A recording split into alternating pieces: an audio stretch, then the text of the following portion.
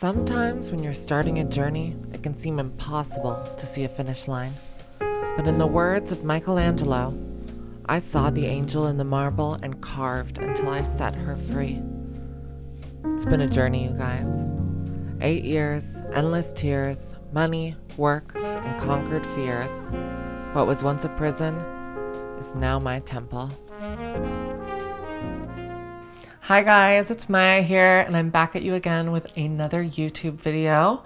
Today's video is 900 years on estrogen. Just kidding. We all know it's been 8 years. I'm so excited to talk about today's video with you guys. I know this has been a series for a long time now, and I figured it was time I pop back on and update you guys about hormone replacement therapy. I know a lot of you guys might be going through something like this or considering something like this, and it's very valuable to have information from someone who's 8 years down the road through this therapy. So I am going to talk about all sorts of different topics today. I'm going to talk about body fat distribution. I'm going to talk about mental aspects. I'm going to talk about libido. I'm going to talk about side effects, anything long-term. And I'm also going to talk about hormone replacement therapy pre and post bottom surgery, which I think is important, and we don't have a lot of people talking about that. In the spirit of February, with all the love in the air this season, I wanted to give a big shout out to today's video sponsor, Paired. Paired is an app with the perfect guide to stay connected, improve communication, and deepen intimacy as a couple. Their mission is to improve the happiness of people in romantic relationships. Through this app, you get to explore fun games, ask each other deep questions, and watch videos curated by experts to help you deepen your communication and strengthen your relationship. This app is suitable for all couples in all stages of relationships. I think it's so important to play games like these and to ask each other these questions because we all live such busy lives. We sometimes forget to stop and think about who we are with. We are all such deep, complex human beings, and sometimes miscommunication occurs when we aren't taking the time to really sit down and get to know one another and see how life is going and where it's headed. In this app, you can discover relationship strengths and maybe some areas where you need to have more growth. Paired is backed by expert advice and research, so you know you are getting the right techniques and the right approach. I have some of the games listed here on my phone right now. One of the games is called Favorite Things. So you can kind of pick and choose what your partner's favorite things are. It's kind of like a guessing game, and you get to know them better that way. You could do How Would You Describe Me? And you get to see yourself mirrored back to you through the lens of your partner. So that can be very important as well. What's your couple's style? So you guys can kind of talk about whether or not you are more so into PDA, whether you're more private. You can talk about whether you are the kind of couple that likes to be super social or have more quality time at home. I think it's so important to be on the same wavelength and have the same expectations in a relationship. There's also lots of quizzes on the app and questions that will prompt you to talk about things that you may have otherwise not thought about. I think it's always important to peel back the layers and to look deeper, especially if you are trying to take things to the next level in your relationship.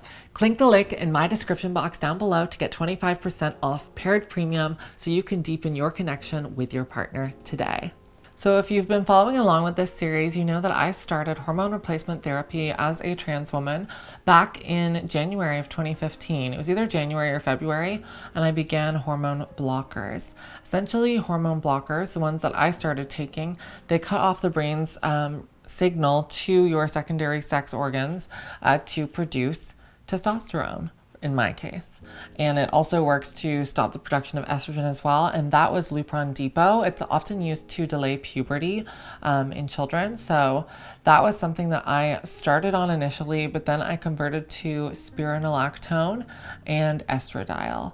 That was for cost reasons. It can be quite unaffordable to access Lupron Depot and hormones in general, unless you are insured or under your parents' insurance. And I was no longer under my parents' insurance, and it was too expensive. So I wasn't able to have that covered at the time. And also, I don't think that transitional hormones were covered back when I started in 2015. So it was kind of a different journey to take. I started off with a much more efficient drug to take. And then I kind of had to take something a bit more mainstream and a bit more risky with side effects, I would say, because spironolactone as a blocker, it is a diuretic. It can dehydrate you. It can lead to hyperkalemia if you're not careful with your potassium intake. So that was a journey in and of itself. But consistently, I've always been taking estradiol tablets. Those have been 2 small blue little tablets. I'll do 2 milligrams in the morning and 2 milligrams at night. So that's 1 pill in the morning, 1 at night. I do it sublingually under my tongue, and I still do it to this day. Now, after I had my bottom surgery just over 2 years ago, I was able to stop taking spironolactone, and I was able to just take estrogen because I was no longer producing the testosterone that my old anatomy would have caused to be produced. I don't know how else to word that. Staying AdSense friendly. Now, I did skip a little step. I was only on spironolactone, I would say, for about 3 or 4 years, and then I converted to cyproterone acetate, which was actually much stronger for me and prevented testosterone production at a much greater efficiency than spironolactone did. So cyproterone acetate and estradiol, and then now just estradiol. Of course, I recommend everyone to 100% consult a healthcare practitioner and get medical advice and prescriptions from a reputable source, from their doctor, you know, because there's so many side effects that you can go through going on hormone replacement therapy in general, let alone if someone was to be self-medicating. So I definitely don't recommend that. You need to have regular blood work done to ensure that everything is a-okay and you're not having any major side effects. The first thing I'm going to talk about in this video is mental changes. Mental changes are something that are so hard to track because you are unaware that they're happening. They happen in your brain. They happen the way that you think and the way that you act, you know. I would say that being on estradiol, it has created a little bit of a volatility of emotions. I wouldn't say that it's volatile in like an angry, aggressive way. Volatile just in that sometimes you can have mood swings. And I would say that that's very in tandem with how often you're taking your hormone pills. I would say 8 years down the road now, it is a difficult task to feel motivated to continue taking your hormone pills every day, because it's not like birth control where you're afraid you're going to get pregnant or something.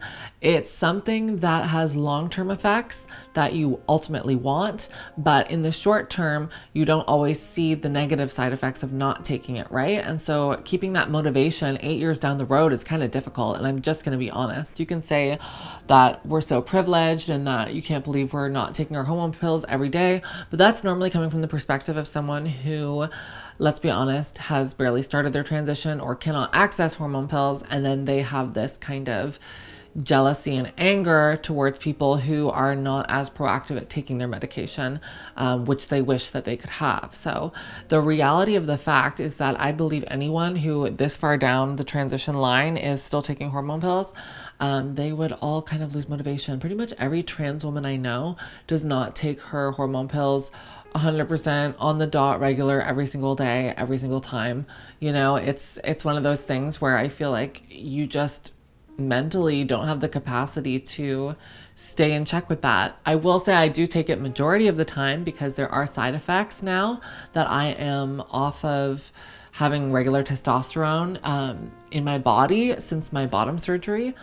You can be at risk for osteoporosis, which is loss of bone density, and a myriad of other issues, early onset aging, because I have elected to remove my secondary sex organs and reconfigure them to match my gender identity. So I have to be more careful about maintaining my hormone dosage, but it's not necessarily something that you realize until it's too late, right? I've heard of lots of people all of a sudden having osteoporosis and realizing, oh shit, I really should have been continuing with my hormone replacement therapy. So make sure you're getting your blood work done regardless of whether or not you've had the bottom surgery. But mentally, I would say yes, the emotions, they can kind of come and go. I feel like it's so much easier for me to cry since taking HRT. I just have those emotions and that empathy more accessible. Whereas prior to that, I would say having higher testosterone, it did make me a little bit more logical and less emotional and less, of a powder keg. I'm not a powder keg, but essentially like you feel less affected by things. I can't speak for like the cisgender woman's experience, like going through a menstrual cycle, but I know that when your estrogen is peaking on the menstrual cycle, it's kind of been documented that your emotions can be higher. You can be more susceptible to having like outbursts and reactions. And that's kind of similar to just taking estrogen, right? Because it's the same thing. So you can sometimes have that if you aren't consistent with your hormone replacement therapy and you're not taking a static dose at the same time every day. So there's definitely that variability with how you're thinking. I would also say that libido plays a large part in how you think, right? So it's kind of a motivation for a lot of people. They say that a lot of animals even have a lot of purpose to reproduce, right? It's all about competition. It's all about, reproduction, all that stuff. And so when you're taking estrogen and you're lowering your libido in some ways, I feel like you are kind of changing your expression of yourself. You're changing how you want people to perceive you. It's something that is so individual that I feel like it's only something you can experience to know what it's like to go through. So I can't really describe it, and for each person it's different. So that's my 2 cents with that. So libido prior to surgery and after surgery with HRT, I would definitely say I noticed a bit of a drop after the surgery. And I think that's because whereas beforehand, I definitely would have had a suppressed testosterone level, I would say that my inconsistency at 100% taking my medication all the time allowed for probably a bit more testosterone than the average, trans person to leak through. And so sometimes you would still have a libido, but after the surgery, that's not really an option anymore. So I've definitely noticed a drop in that. If you're concerned with that, you can definitely go talk to your doctor. I'm currently working with my doctor to improve libido.